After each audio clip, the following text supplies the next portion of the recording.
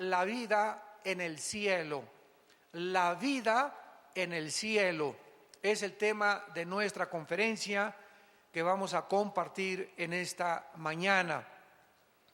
En el Evangelio de Juan, capítulo 14, versículos del 1 al 4, estas palabras de Jesucristo, el Hijo de Dios, fueron dadas a sus discípulos en la víspera de su muerte. Juan 14, 15, 16, 17 son capítulos donde Cristo les da ahora sí que las últimas palabras o el último testamento que les compartiría antes de irse. Cristo sabía que sus discípulos aún tenían muchas dudas como las tienes tú y como las tengo yo.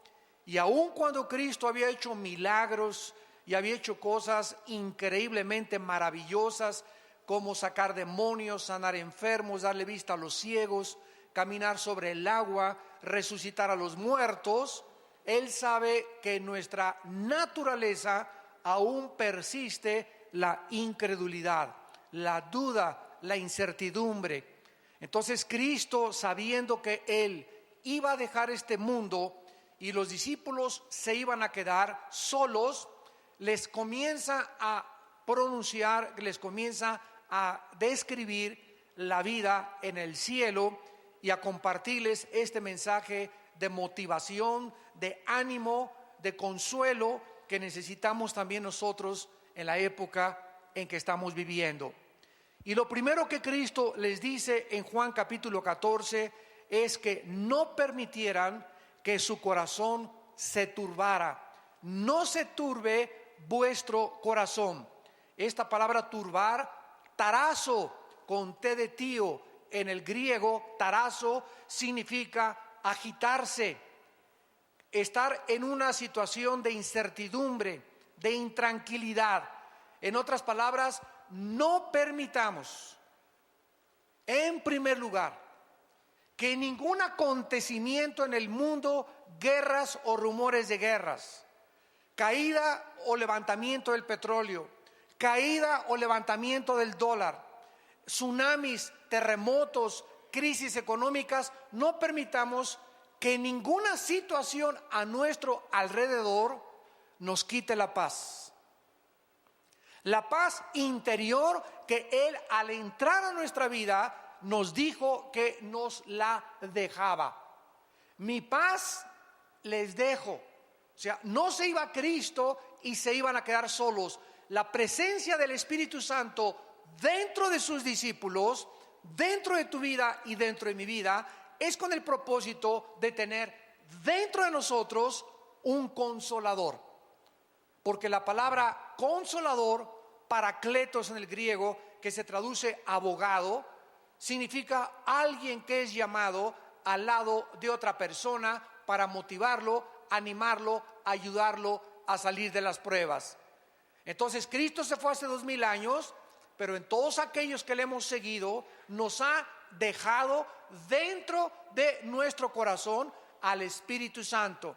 Y el Espíritu Santo tiene el propósito de consolarnos hasta que muramos y lleguemos a su presencia, de confortarnos, de animarnos, de poder darnos esa necesidad que tenemos de ánimo para vivir, para poder aguantar hasta el día de nuestra muerte. No permitan que nada les quite la tranquilidad, la paz interior, ningún acontecimiento a nuestro alrededor. ¿Por qué? Porque si creemos en Dios, es exactamente igual que creer en Jesucristo, porque el Padre y Dios son la misma persona. El Padre y yo, dice Juan 10, uno somos.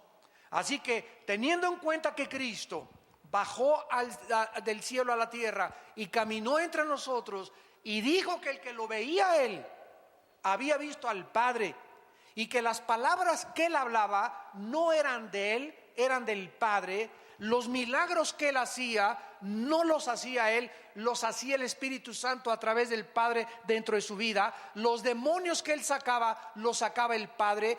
Cristo no hizo nada que el Padre no haya hecho a través de su vida. Simplemente Él fue como un guante donde Dios entró y cuando movía un dedo era el Padre el que movía. Cuando Cristo hablaba era el Padre el que hablaba. Cuando Cristo caminaba era el Padre el que caminaba. Totalmente rendido como un guante, como mi mano dentro de un guante ante la voluntad del Padre. No se turbe vuestro corazón. Si creemos en Dios, creamos también que todo lo que Cristo dijo fue verdad. Ahora en el versículo 2 al 4 comienza Cristo a describirles que en la casa de su Padre, y sabemos que el Padre vive en el tercer cielo. Vamos a ver más adelante que hay 3 cielos en la Biblia: el cielo atmosférico, número 1, 2, el cielo cósmico de los planetas y las galaxias, y número 3, el tercer cielo, donde hay un trono, donde Isaías, donde el apóstol Juan vieron a Dios sentado en un trono en el tercer cielo, gobernando todo el universo que Él creó.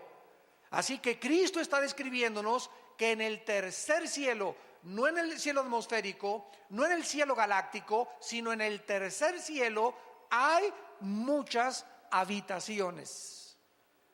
¿Ustedes se han hospedado alguna vez en el hotel Fiesta Americana o en el hotel Maya Palace de Acapulco o en el hotel Princess de Acapulco o en Las Brisas o en algún hotel así como jamás los han visto en la costa francesa, en la Riviera Francesa, o en Las Vegas, por ejemplo, también, donde están los mejores hoteles del mundo, y que entras y ves persianas increíblemente tejidas, candelabros franceses, tapetes persas, una iluminación maravillosa, unos jardines botánicos que dices, Dios mío, cuántos miles de dólares les costarán, una cama donde llegas y casi flotas en la cama, aire acondicionado, te dan tu bata, te dan aire acondicionado, te dan todo, y decimos, ¿verdad, Señor, que aquí nos agarre el rapto?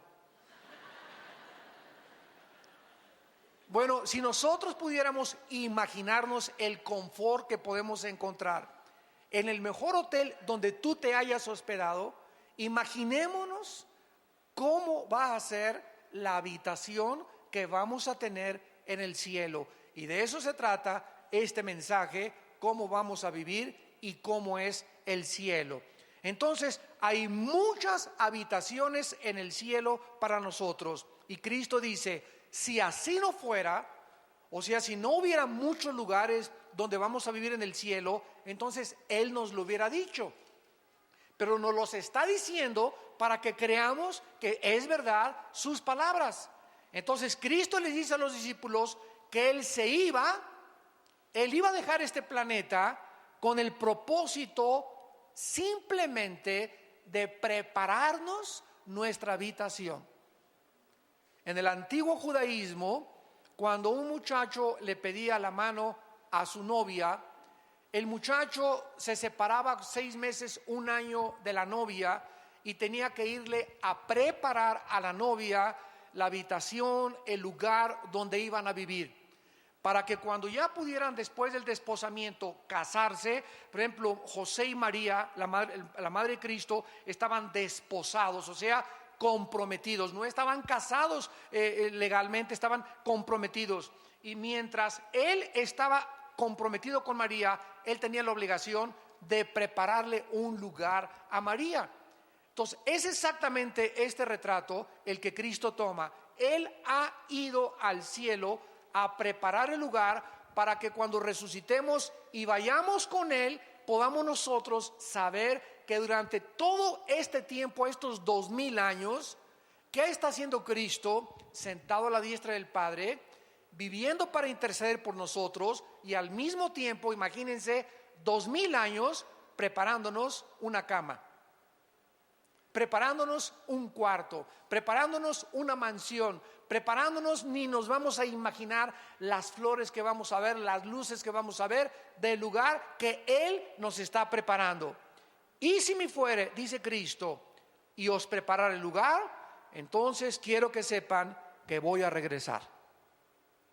Vendré otra vez. Ya vino la primera vez, nos promete que va a regresar la segunda vez. Y cuando Él venga la segunda vez, viene a tomarnos. Esta palabra tomar paralambano en el griego. Paralambano significa casi arrebatarnos o tenernos cerca de Él. Viene por nosotros, viene a tomarnos para que a donde Él, desde el momento de nuestra resurrección, esté, nosotros estemos por toda la eternidad con Él. ¿Y sabéis a dónde voy? ¿A dónde fue Cristo? A la casa de su Padre. Entonces sabemos el camino. ¿Cuál es el camino para llegar a Dios? La persona de Jesucristo. Porque Él dijo: yo soy el camino, yo soy la verdad y yo soy la vida. Existen miles de ateos en el mundo que creen que con la muerte se acaba la existencia del ser humano, por lo que simplemente viven para esta vida, jamás pensando en la eternidad. Los ateos dicen es que el universo es eterno, todas las cosas han estado como están y seguirán como están desde que las cosas existen, cuando los mismos principios de la primera y la segunda ley de la termodinámica, para que se lo expliques a tu maestro ateo, los principios de las leyes físicas de la termodinámica niegan que el universo pueda ser eterno. El universo tuvo un principio, dice la Biblia: en el principio Dios creó los cielos y la tierra. Y si hubo un principio, tiene que también haber un final. Las mismas leyes del universo nos muestran que el Sol está perdiendo millones de toneladas masa por segundo. Todo tiende al deterioro, todo se está descomponiendo, todo tiende a marchitarse, a descomponerse, a degradarse. Es la ley que se llama también en la física de la entropía. Entonces, las personas que no tienen la esperanza de poder volver a vivir, viven para esta vida. No tienen ninguna seguridad, no tienen ninguna esperanza, no tienen ningún destino, simplemente vivir para esta vida. Sin embargo, Dios nos mandó a Jesucristo a enseñarnos en Juan capítulo 5, versículo 28 al 29, que están muy equivocados. Que Jesucristo, que bajó del cielo, nos dice estas palabras. Juan 5, 28. No se maravillen de esto, porque vendrá hora cuando todos los que están en los sepulcros oirán su voz, y los que hicieron lo bueno saldrán a resurrección de vida, mas los que hicieron lo malo a resurrección de condenación. Vemos pues que solo hay dos lugares después de esta vida. No hay reencarnación como inventaron los filósofos, los budistas, los maometanos, los lamas de la India, del Tíbet. No hay reencarnación. No vamos a regresar a meternos a una cucaracha, ni a una vaca, ni a un chango para seguir evolucionando. Es curioso, a propósito de la reencarnación, que la filosofía de donde surgió la reencarnación, la India, sea la nación más pobre del mundo. Se supondría que después de tantas y miles de reencarnaciones era para que ya hubieran evolucionado. Sin embargo, en la India siguen adorando a los ratones, a las ratas. La gente come en la India junto a los ratones y los deja que coman su comida porque son sagrados. Las vacas son sagradas, y así es el retraso cultural y el paganismo de alguien que inventó y que surgió de esa área geográfica de que existe la reencarnación. Y los tontos en el occidente se lo creyeron.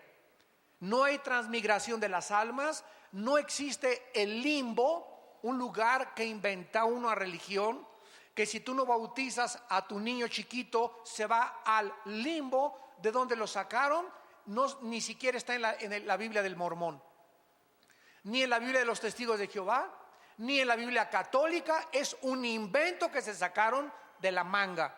Cuando tú a un niño no lo bautizas, dice la Biblia, se va al cielo. no existe tal cosa como un lugar que se llama el limbo. No existe en cuarto lugar el purgatorio, un lugar intermedio donde aquellos que pecaron se van al purgatorio a purificar sus almas, si es que se les dan las famosas misas gregorianas. O sea, si aquí en la tierra se muere tu tío y se le celebra una misa, la misa le ayuda 1000 años a que se le reduzca la pena. ¿Se imaginan ustedes de semejante barbaridad? Entonces la Biblia es muy clara que no hay absolutamente después de que tú te mueras más que el cielo o el infierno, la resurrección para vida o la resurrección para condenación. Siendo así, la pregunta más importante que tú tienes que contestar en esta tarde es: ¿sabes tú dónde pasarás la eternidad? ¿Sabes tú que saliendo ahora de este lugar puedes caer muerto, un embolio, un ataque al corazón? ¿Sabes tú que te puedes subir en avión, como hace poco vimos, donde venían autoridades del gobierno y de repente el avión se precipita al cielo? Imagínense, se subieron riéndose, carcajeándose, desayunaron en la mañana, le habló a su esposa: ahorita nos vemos en la tarde, y jamás los ocupantes de esta nave volvieron a ver a sus familias. Iban jóvenes, personas de 40, de 30, de 50 años de edad. ¿Por qué? Porque ninguno de ellos se imaginó que esa era la forma en que iban a terminar y que iban a presentarse delante de Dios. Los niños se mueren, los adultos se mueren, los jóvenes se mueren, los viejitos se mueren. ¿Sabes tú que en el día de tu muerte no hay otra esperanza? ¿No hay otra oportunidad? Dios te da en este momento que tú estás oyendo este mensaje la oportunidad de arrepentirte de tus pecados y de venir a la cruz y entregarle tu vida a Jesucristo. Vamos a ver los lugares que la Biblia menciona que sí existen en el mundo invisible. En primer lugar, en el Antiguo Testamento se menciona la palabra hebrea Sheol. Sheol, que significa en el hebreo lugar de la sepultura o lugar de los muertos. Todos los muertos en el Antiguo Testamento iban al Sheol, y así lo revelaron los profetas del Antiguo Testamento. ¿Qué cosa era el Sheol? Nadie sabía. Únicamente que todos los espíritus, tanto de los buenos como de los malos, descendían al centro de la tierra, porque el Sheol se encontraba en el centro de la tierra. Por ejemplo, dice el libro de los Números, Coré se rebeló contra el pastor y todos los que lo siguieron, los rebeldes, fueron tragados al Sheol vivos. O sea, con todo y cuerpo, con todo y anillo de casado, con todo y la corbata, cayeron y se fueron directamente al Sheol, al centro de la tierra. Entonces, este era el lugar donde todos los espíritus humanos, después de la muerte, descendían a esperar a que Jesucristo muriera en la cruz del Calvario. Cristo baja a la tierra, y cuando se traduce la Biblia del hebreo al griego, esta versión y esta traducción del hebreo al griego se llamó la Septuaginta. Cuando se tradujo la palabra Sheol al griego, se usó la palabra Hades con H, Hades. Y Cristo en Lucas capítulo 16, versículo 19 en adelante, les cuenta una historia a la gente de a su alrededor respecto al mundo invisible, al Sheol, que ahora era el Hades, y les dice cómo era este lugar. Cristo les dice que 2 personas murieron. Uno era incrédulo, el otro era un pobre mendigo llamado Lázaro. Entonces mueren los dos, y el rico, déspota, arbitrario, avariciento, ambicioso, descendió al Sheol junto con la otra persona, con la única excepción que al bajar al centro de la tierra, Cristo nos dice que estaba dividido. O sea, nunca los espíritus humanos que descendieron en el Antiguo Testamento estaban junto con los espíritus humanos de los justos. Este lugar en el centro de la tierra estaba dividido por una gran cima, una gran barrera. De un lado estaba el infierno, que se usa la palabra Gena en el griego para describir el infierno, que era el lugar donde tiraban la basura los judíos, y ese lugar se llamaba Gena, y usa Cristo esa palabra Gena para describir que era el lugar donde ardía el fuego. Y las personas en el infierno que murieron en el Antiguo Testamento estaban en el infierno ya sufriendo. Uno de ellos pedía a gritos que le dieran una sola gota de agua para poder aliviar su dolor en la lengua. Las personas en el centro de la tierra, en el infierno, Cristo dijo que tienen memoria. En esta historia, esta persona le grita y le dice: Padre Abraham, yo tengo muchos familiares allá en Metepec, allá en Lerma, por favor vayan y díganles que es verdad que existe el infierno, que no vayan cuando se mueran a caer a este lugar, de lo burlón que yo fui, de lo parrandero, borracho y jugador y mentiroso que yo fui. No quiero que vengan mis familiares a este lugar. Y Abraham le contestó y le dijo: ¿sabes una cosa? Que a través de los milagros nadie se va a convertir.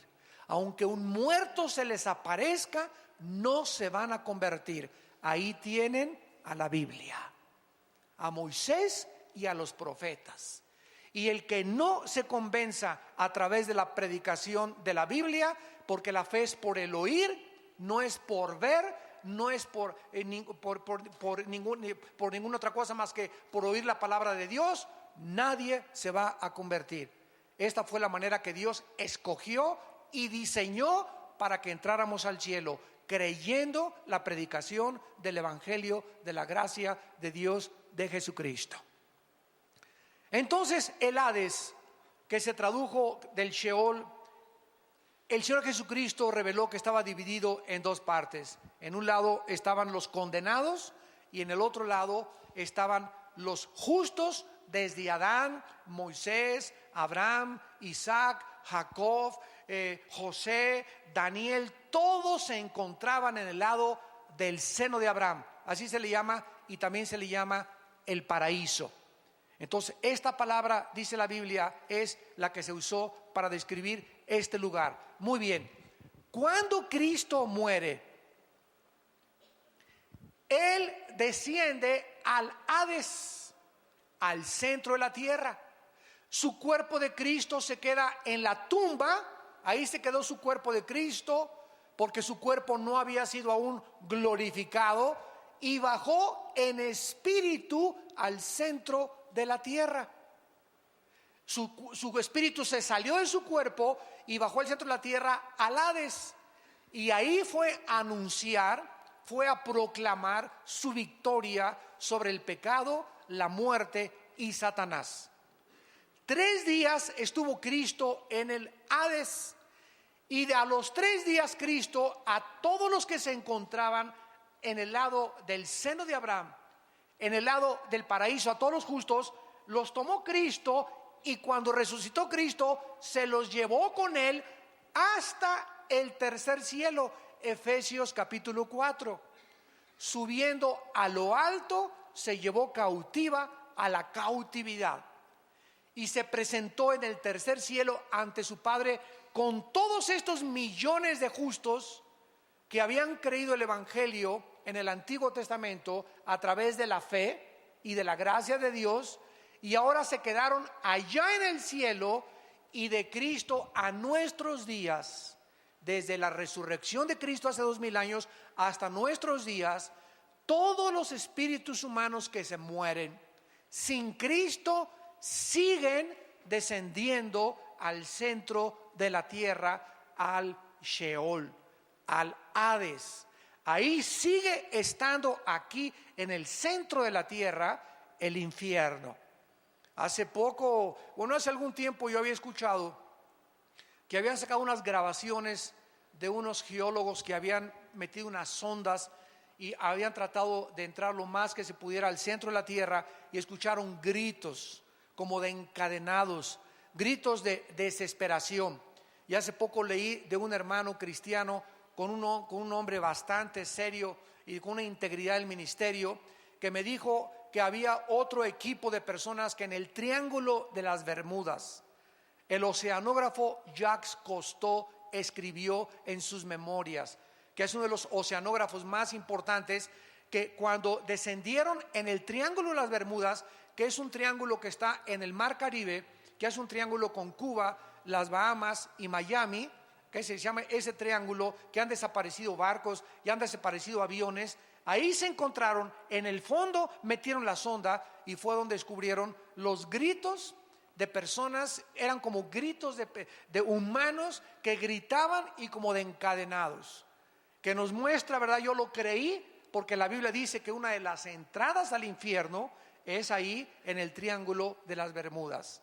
¿Dónde lo dice? En Isaías capítulo 27, que Satanás es la serpiente del mar, la serpiente que se mueve en el mar. Y entonces, si el centro de la tierra es el lugar del infierno actualmente, tiene que haber salidas, y una de las salidas del infierno son los volcanes también. Por eso siempre sale de los volcanes lava, azufre y fuego, que de acuerdo a la Biblia son los elementos que componen el infierno. Muy bien, tenemos en tercer lugar otro lugar invisible que la Biblia llama el Tartarus. Segunda de Pedro 2:4. Segunda de Pedro 2:4. Veamos todos estos lugares importantes, invisibles, donde se encuentran ángeles o demonios o espíritus humanos. Y antes de ver esta palabra en segunda de Pedro capítulo 2, quiero recordarles lo siguiente. En el infierno, en el centro de la tierra, no se encuentra Satanás, ni tampoco ningún demonio. Así que no vayan ustedes a seguir creyendo ese cuento, ¿verdad?, de que se quemen con los demonios en el infierno. Los espíritus humanos se encuentran en el infierno nada más. Vamos a ver ahorita que los ángeles tienen otra prisión que se llama Tartarus, y los demonios tienen otra prisión que se llama el abismo. Y son totalmente palabras diferentes en su etimología, y también la descripción que la Biblia hace es diferente del infierno. Así que vamos por orden. En el infierno ahorita no hay más que espíritus humanos. A lo mejor ahí está tu tío o tu abuelo o tu padrastro o tu papá o tu exesposo o tu exesposa o algún hijo tuyo que se murió sin Cristo, yo no sé, pero solo se encuentran ahí espíritus humanos. El Tartarus en segunda de Pedro capítulo 2 versículo 4 se tradujo infierno de una forma equivocada, porque si Dios no perdonó a los ángeles que pecaron, sino que arrojándolos al Tartarus, y los traductores lo pusieron como infierno, cuando la única palabra que se traduce infierno es el Gena. ¿Cómo sabemos esto? Lo vamos a ver adelante. Dios no perdonó a los ángeles que pecaron, los arrojó al Tartarus, así dice el original griego. Y vean lo que dice: a prisiones de oscuridad para ser reservados al juicio. ¿A qué ángeles se refiere el apóstol Pedro? Porque cuando Satanás se rebeló y encabezó la rebelión, se llevó a la tercera parte de los ángeles. Entonces tenemos en el universo una tercera parte de ángeles. Los ángeles no son demonios. Los demonios son criaturas diferentes a los ángeles caídos. Lo vamos a ver también. Satanás se rebela y se lleva a la tercera parte de los ángeles. Se quedan del lado de Dios 2/3 partes. Entonces hay una tercera parte contra 2/3 partes en el universo, de ángeles malos contra ángeles buenos. Entonces superamos los ángeles de Dios a las huestes de Satanás. Gracias a Dios, son más ángeles que se quedaron con Dios que los ángeles que se rebelaron. Cuando Satanás se rebeló contra Dios y se llevó a la tercera parte de los ángeles, se partió el corazón de Dios. Pero Dios les había dado el libre albedrío, como te lo dio a ti, como me lo dio a mí. No podía decirles, no, por favor, no se vayan, quédense con nosotros. Él no podía hacer eso porque somos responsables de nuestras decisiones y de las consecuencias de las decisiones que hacemos. Y desde entonces, desde esa rebelión, surgió la rebelión en el mundo. Y así cualquier persona que se rebela contra la autoridad le parte el corazón de Dios. Y los rebeldes que siguen al rebelde son infectados exactamente de la misma forma del que encabezó la rebelión. Y eso le parte el corazón de Dios y no hay perdón hasta que esas personas regresan arrepentidas y se someten otra vez a la autoridad. Mientras no haya este arrepentimiento y este regreso a la sumisión a la autoridad, no puede haber perdón, porque el que encubre sus pecados no prosperará, mas el que los confiesa y se aparta y deja el camino de la rebelión alcanzará la misericordia. Esto no quiere decir tampoco que a los rebeldes les vaya bien o les vaya mal inmediatamente. Hay muchos rebeldes que prosperan, como Esaú, como Judas, que Dios los deja que vayan y que vayan y que vayan y que vayan. Cuando de repente menos lo esperan, ¿verdad?, cae el juicio de Dios. Pero el hombre no puede ser engañado. Lo que nosotros sembramos tenemos que recoger. Veamos pues este lugar de los ángeles que pecaron y no son los que cayeron con Satanás. Porque si todos los ángeles estuvieran ya en las prisiones, Apocalipsis 12 dice que en la última guerra final peleará Miguel y sus ángeles contra Satanás, el dragón y sus ángeles. Entonces, de esa tercera parte que se rebeló contra Dios, hay otro grupo de ángeles que después de esa rebelión pecaron otra vez contra Dios, pero de una forma todavía mucho más grave, donde Dios los tuvo que sacar del espacio y meternos a este lugar que se llama el Tartarus para que esperaran el juicio. Y estos ángeles son los ángeles de Génesis capítulo 6, que son los que vieron mujeres humanas y de alguna forma se mezclaron con las mujeres humanas. No sabemos qué tipo de mezcla hubo. Lo único que sabemos ahora, a la luz de la ciencia y de la genética, es que Satanás y los ángeles y los demonios tienen un conocimiento de la genética humana sobrenatural. Estos ángeles en Génesis 6 pervirtieron la genética humana. ¿Cómo lo sabemos? Porque versículos más adelante, versículo 4 y 5 de Génesis 6, nacieron de repente gigantes de 4 o 5 metros de estatura y eran deformes. Estos no los creó Dios.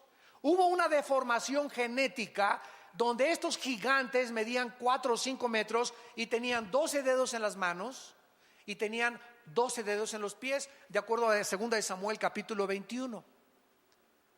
Y estos gigantes son los que se pusieron en la frontera cuando Dios iba a introducir a su pueblo a Canaán. Se pusieron en la frontera y espantaron a los israelitas para que no entraran a la tierra de Canaán. Y cuando mandó Moisés 2 espías para poder entrar a Canaán, regresaron los espías. Oye, Moisés, increíble, son gente que parecemos langostas comparados con ellos. En el hebreo se usa la palabra refaitas, que se tradujo gigantes porque venían de Rafá, otra de las tribus que poblaron Canaán. Casi todo Canaán eran gigantes.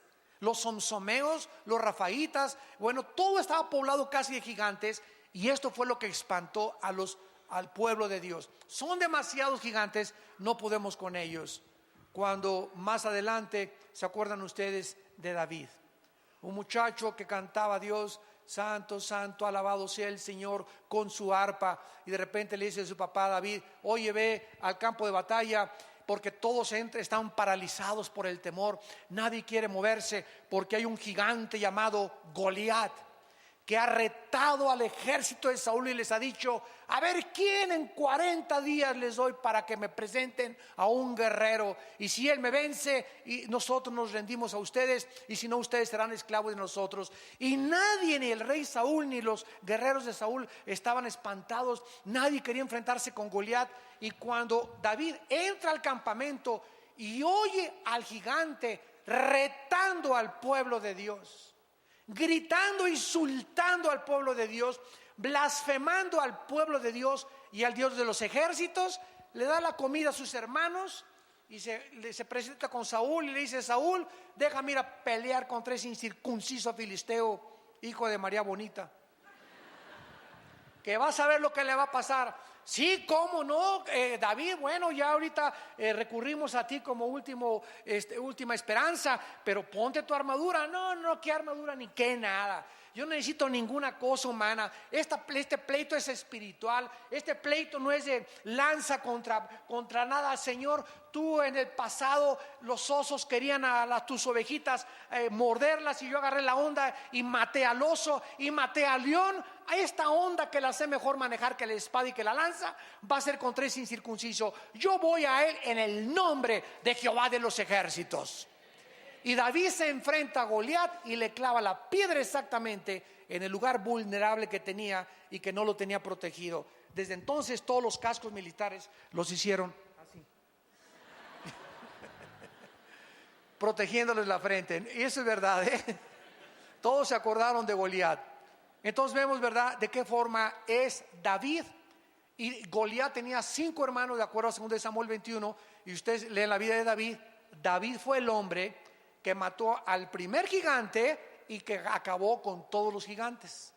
Y es interesante que David, cuando se acercó a Goliat, juntó 5 piedras. 5 es el número de la gracia. En otras palabras, cuando David se enfrentó a gigante, dijo esto cuando metió las 5 piedras: si me salen los 4 hermanitos, a los 4 me los echo también. Fue profética la batalla entre Goliat y David. Los gigantes habitaron durante 1000 años, de acuerdo a la Biblia. 1000 años poblaron el planeta Tierra los gigantes. ¿Quién cargó las pirámides de Egipto? Que pesan 2,5, 6 y 8 toneladas cada una. ¿Quién pudo haber puesto las pirámides que están orientadas a los signos del zodíaco en el cielo? Tanto las pirámides de Egipto como las pirámides de Teotihuacán y las de los mayas están orientadas, y cuando sale el sol tienen el equinoccio perfecto de acuerdo a la astronomía. ¿Quién les reveló? Escuchen esto: no existe ningún historiador, ningún paleontólogo, arqueólogo que nos pueda decir quién construyó las pirámides, ni la edad de Keops, Kefren y Miserino, las principales pirámides de Gizá. ¿Por qué? Porque no se sabe quién las construyó ni cómo las construyeron. Las personas que las hayan construido, ¿cómo cargaron una piedra de 2,5 toneladas y la llevaron? Bueno, han hecho, ¿verdad?, experimentos con troncos poniendo las piedras. ¿De dónde las trajeron? ¿Cómo es posible que la piedra caliza que tiene las pirámides no se haya, es como un impermeabilizante increíble que le pusieron? Pero lo que más ha impresionado a los científicos, que permanece como uno de los misterios de la historia humana, es que ¿quién les reveló a los que construyeron las pirámides de Egipto? Escuchen, estamos hablando de hace más de 10,000 años.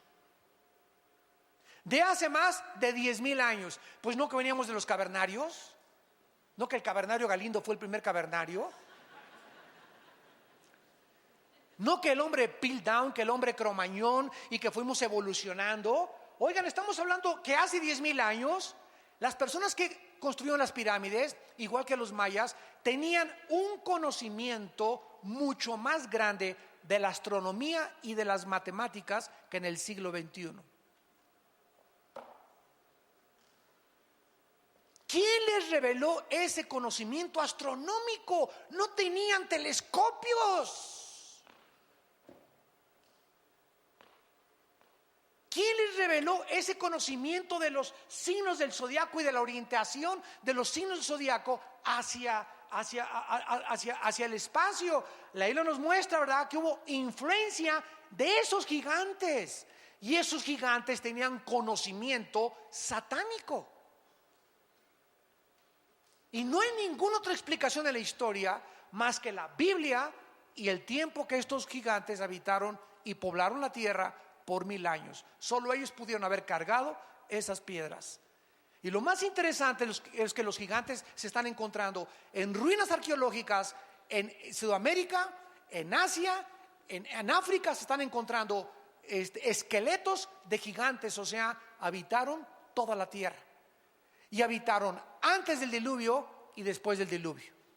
Veamos pues que estos ángeles que se mezclaron en Génesis 6 con las mujeres fueron lanzados al Tartarus, y nos lo confirma el libro de Judas, que está antes de Apocalipsis. ¿Están aprendiendo algo? Más les vale. En Judas, para que no sigas con el Calimán, telenovelas, que el gurú me dijo. Háganme el favor nada más, Walter Mercado, tu padrino. Tenemos la Biblia, la palabra profética más segura, a la cual haríamos bien en estar atentos, que nos descubre todos los misterios de la historia y los misterios de la humanidad. Si creen en Dios, crean también en mí, dijo Cristo. Estas palabras son fieles y verdaderas. En Judas, versículo 6 y versículo 7, nos explica sin lugar a dudas qué pasó en Génesis 6 y quiénes son estos ángeles. Y dice Judas: y a los ángeles que no guardaron su dignidad, sino que abandonaron su propia morada. La palabra oiketerios, que se tradujo morada, significa sus cuerpos. Estos ángeles de Satanás tenían asignado un lugar para vivir. Tal vez las estrellas o planetas. Muchos dicen que el sol es una de las habitaciones de Satanás. Pero estos ángeles abandonaron el lugar que Dios les asignó, cruzaron, transgredieron sus habitaciones y se metieron y bajaron al planeta Tierra hace miles de años. Abandonaron su lugar donde deberían vivir. A estos ángeles que dejaron sus habitaciones, Dios los ha guardado bajo oscuridad, en prisiones eternas para el juicio del gran día. Y estas prisiones se llaman el Tartarus, donde Pedro nos dice que son los ángeles que pecaron y que Dios los mandó al Tartarus. Es la única prisión que la Biblia describe de los ángeles. Y dice el versículo 7, para quitarnos cualquier duda, que estos ángeles, que son el sujeto de este contexto, como Sodoma y Gomorra, o sea, se comparan a estos ángeles con los habitantes de Sodoma y Gomorra y las ciudades vecinas, las cuales de la misma manera que aquellos. ¿Quiénes son aquellos? Los ángeles que están en el centro de nuestra discusión.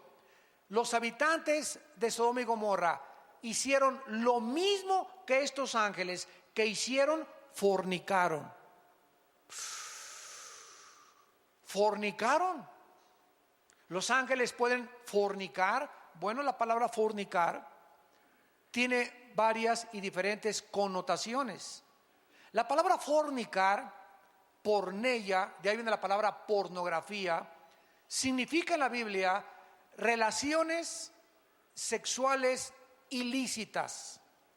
Dios creó el sexo y solo Dios puede determinar y autorizar dónde, cuándo y cómo podemos usar el sexo. El sexo no lo inventaron los psiquiatras, ni los psicólogos, ni los sexólogos, ni los sociólogos. Ningún ser humano tiene la autoridad de decirnos qué es el sexo y cómo debe ser usado el sexo. Así que si alguien te dice que tú eres hombre y te vistes de mujer y los sexólogos te dijeron que está bien, son unos mentirosos porque ellos no inventaron el sexo. Si tú no naciste hombre y te ves en el espejo y tienes el órgano masculino, entonces es que eres hombre. Y si tienes una mentalidad diferente, es que tienes un tornillo flojo en la mente.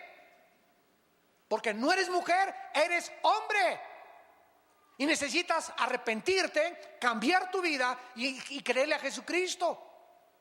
Y de eso se trata. ¿A quién le creemos? ¿A los sexólogos? ¿A los psiquiatras? ¿O le creemos a la palabra de Dios?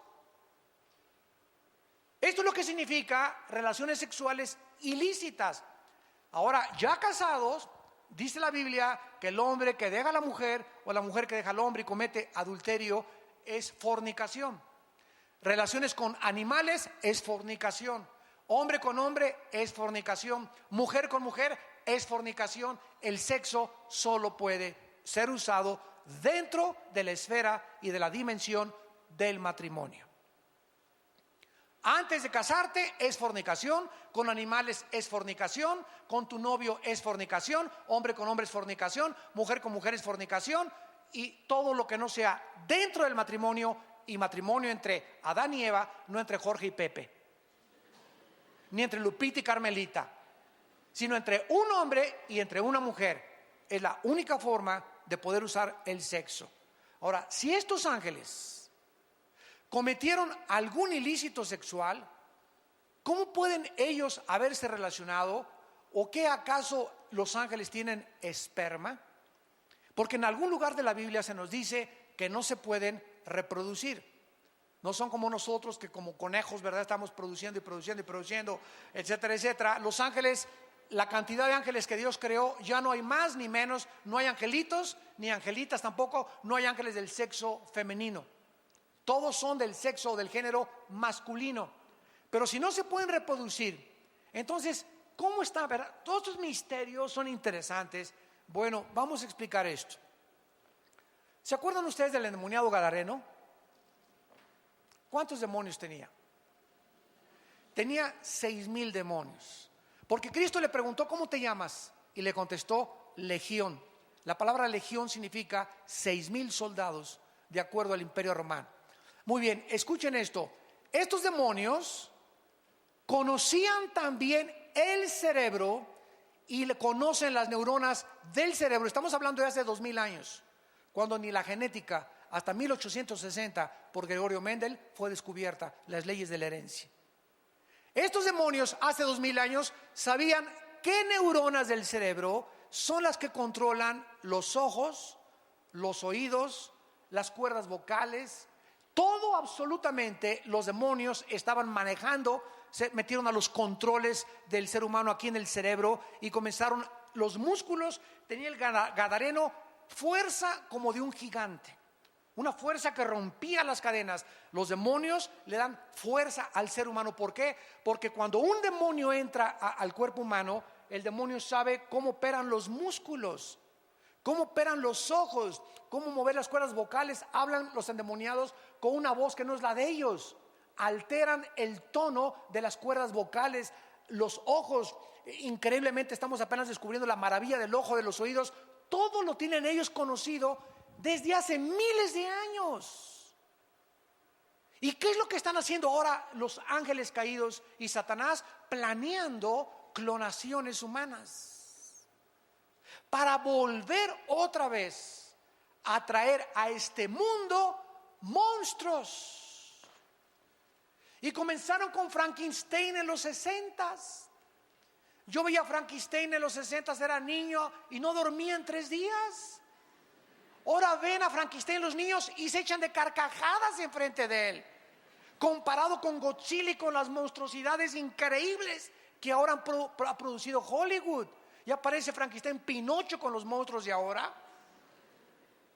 Ya vas a las películas y todos son demonios, apariciones, etcétera, etcétera, porque el diablo está preparando a los niños para los monstruos que van a comenzar a surgir y las clonaciones genéticas entre animales y hombres que aparecen en Apocalipsis capítulo 9. Está preparando a nuestros hijos para que cuando aparezcan se rían enfrente de ellos y los vean como algo absolutamente normal.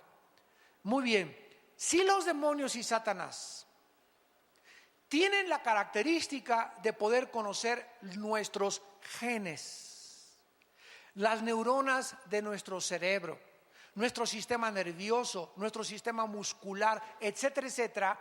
Pueden también los demonios meterse al esperma. En un esperma de los 500 millones que existen o 600 que salen en cada eyaculación de un varón, un solo esperma entra para la ovulación y para la fertilización, para que se produzca un ser humano, que se llama cigote, feto y después ya bebé. En un solo esperma de los millones microscópicos que tenemos caben más de 100,000 demonios.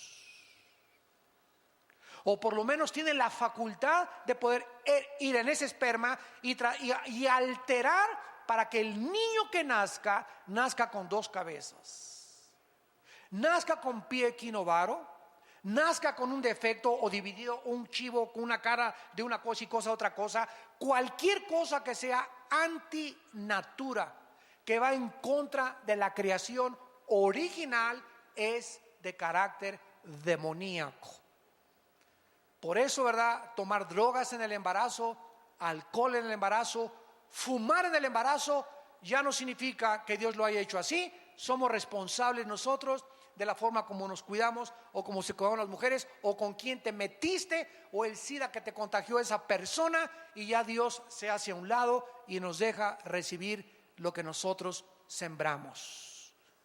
Y ninguno podemos culpar a Dios de lo que ha sucedido en el mundo, porque es la obra de nuestras propias decisiones y nuestro libre albedrío. Estos ángeles que se mezclaron con las mujeres humanas no necesariamente les comunicaron su esperma, porque ya vimos que no se pueden reproducir, pero lo que hicieron estos ángeles a la luz de la genética del siglo XXI es que alteraron los genes de las mujeres humanas. Satanás tiene la facultad de poder alterar los genes.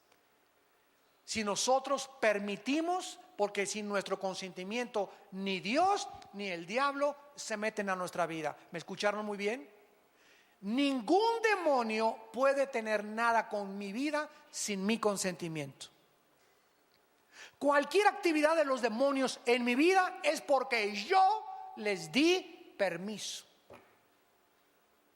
Y cualquier cosa que Dios tenga con mi vida es porque yo se lo permití a Dios. Dios no viola mi libertad, ni tampoco los demonios. Esta es la característica donde el hombre decide y es responsable de cada decisión que hayas tomado en tu vida.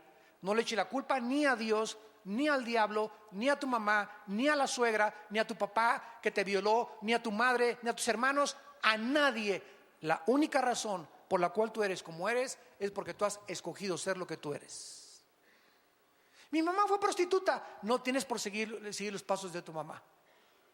Me crié en un hogar, bueno, Cristo te puede sanar. Y es más grande la gracia que las maldiciones que heredamos. Y finalmente vemos nosotros que no solamente la Biblia nos demuestra esto, sino que nos demuestra también, gracias a Dios, que tenemos una casa intermedia cuando nosotros morimos. 2 Corintios capítulo 5, terminamos y dice la Biblia que cuando nosotros morimos, si tú mueres hoy en la noche, es muy importante este estudio. Si tú mueres hoy en la noche, amado santo que me escuchas, o santa, Santa Tomasa, o San Anselmo, si tú mueres hoy en la noche, tu espíritu y tu alma se salen de tu cuerpo y nos vamos derechito al cielo. Los ángeles de Dios vienen a recogernos. El momento en que cierras tus ojos y te desconectas de tu cuerpo y tu alma, porque el cuerpo, dice Santiago 2, no puede vivir sin el espíritu. En lo que le da vida al cuerpo es el espíritu. El momento en que tu espíritu se sale, el cuerpo se muere, se diagnostica que estás muerto, te entierran, te creman, no importa lo que te hagan, te vas a la tierra y tu espíritu y tu alma se van directamente al cielo con los ángeles escoltándonos, porque para pasar el primer cielo, que está ocupado por Satanás, es territorio enemigo, necesitamos guaruras que nos escoltan para poder, y se hacen a un lado los demonios, porque van los ángeles que son más poderosos que los ángeles caídos para llevarnos a la presencia de Dios. Cuando estemos allá en el cielo, se nos va a dar un cuerpo intermedio. Si tú mueres hoy en la noche, tu espíritu, alma se va al cielo, mi espíritu se va al cielo. Y cuando estemos en el cielo, como Cristo no ha bajado todavía a resucitar a los muertos, que es cuando se nos va a dar el cuerpo glorificado, mientras estamos en el cielo, 2 Corintios 5, dice Pablo, sabemos que si nuestra morada, miren cómo le llama Pablo al cuerpo, morada terrestre. Si nuestra morada terrestre, este tabernáculo, se deshiciere, tenemos de Dios un edificio, o sea, una casa no hecha de manos, eterna en los cielos. Por esto también gemimos, deseando ser revestidos, o sea, vueltos otra vez a vestir de aquella nuestra habitación celestial. Pues así seremos hallados vestidos y no desnudos, porque asimismo los que estamos en este tabernáculo o en esta casa o en este envase, gemimos con angustia porque no quisiéramos ser desnudados. Nadie quiere morir, ¿verdad? ¿Qué es la muerte? Simplemente que se nos va a quitar un traje. Esa es la muerte. Este traje temporal que tienes tú y que tengo yo, unos tienen traje de mujer, otros tienen traje de hombre. Y Dios te puso el traje de mujer y a otros les puso Dios el traje de hombre. Pero el que tiene el traje de mujer es espíritu y el que tiene el traje de hombre es espíritu, y los espíritus no tienen sexo. Simplemente Dios vistió a dos espíritus con un traje y a otro con otro traje porque a Dios le dio la gana para reproducirnos. Y aceptemos el traje que Dios nos dio y el traje que Dios te dio. Si eres mujer, acepta lo que eres. Si eres hombre, acepta lo que eres. Entonces, cuando se deshaga este traje, se nos va a vestir, vamos a tener el alma y el espíritu, que es la esencia de nuestro ser, vamos a ser vestidos con otro traje. Y con un traje temporal mientras Cristo desciende al mundo. Cuando Cristo venga en el rapto y resuciten los muertos, entonces vamos a resucitar y vamos a tener un cuerpo semejante al cuerpo de la gloria de Jesucristo. Un cuerpo sin sangre, un cuerpo sin deterioro celular, un cuerpo joven, eterno, radiante, que Rambo, ni que John Travolta, ni que nada, ni que Brad Pitt, ni que Tom Cruise, ni nada. Vamos a tener un cuerpo que va a durar por toda la eternidad, donde va a tener acceso a subir y bajar, vamos a volar. No me da tiempo de contarles todos estos detalles. Es infinito este estudio del cielo. Vamos a poder comer otra vez también. No lo explico sin sangre, pero Dios va a hacer otros, páncreas, otro estómago, no sé qué sistema de esófago y de digestivo va a ser Dios, pero no va a ser ya la sangre la que va a correr en nuestro cuerpo. Vamos a poder comer pez, vamos a poder comer miel, vamos a reproducirnos.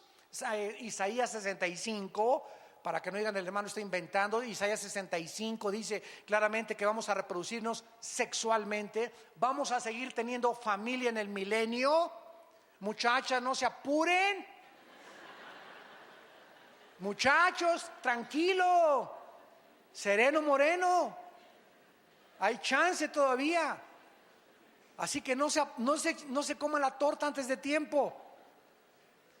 Y todas estas cosas están prometidas para aquellos que en esta mañana le han entregado su vida al Salvador. Si tú en esta mañana no tienes a Jesucristo, yo te ruego en el nombre de Dios, por las misericordias de Dios, por la verdad que tú puedes, saliendo este día, o a lo mejor hoy es la última vez que Dios te ha hablado en tu vida, no endurezcas tu corazón. Está de por medio tu eternidad. No vas a poder tener otra oportunidad tal vez como la que Dios te da hoy. Hoy es el día aceptable, hoy es el día de tu salvación. Entrégale tu vida a Jesucristo y acepta por la fe el perdón de tus pecados y prepárate para el día de tu muerte. Oremos. Padre, gracias por tu palabra. Tu palabra nos dice, Señor, que el apóstol Juan vio un cielo y una tierra nueva. Porque el primer cielo y la primera tierra pasaron y el mar ya no existía más. Y oí una gran voz del cielo que decía: He aquí el tabernáculo de Dios con los hombres. Él morará con ellos. Ellos serán su pueblo y Dios mismo estará con ellos como su Dios. Enjugará Dios toda lágrima de los ojos de ellos y ya no habrá muerte, ni habrá más llanto, ni clamor, ni dolor, porque las primeras cosas pasaron. He aquí yo, dice el Señor, hago nuevas todas las cosas, porque estas palabras son fieles y verdaderas.